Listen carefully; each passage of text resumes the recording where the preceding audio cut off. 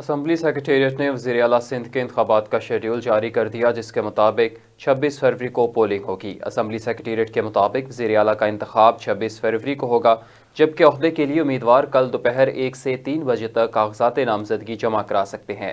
شام 6 بجے وزیر اعلیٰ کے امیدواروں کے کاغذات کی اسکروٹنی مکمل کر لی جائے گی۔ شام 7 بجے وزیر اعلیٰ کے امیدواروں کی حتمی فہرست آویزاں کی جائے گی۔ سندھ اسمبلی کے 148 نومنتخب ارکان نے حلف اٹھایا۔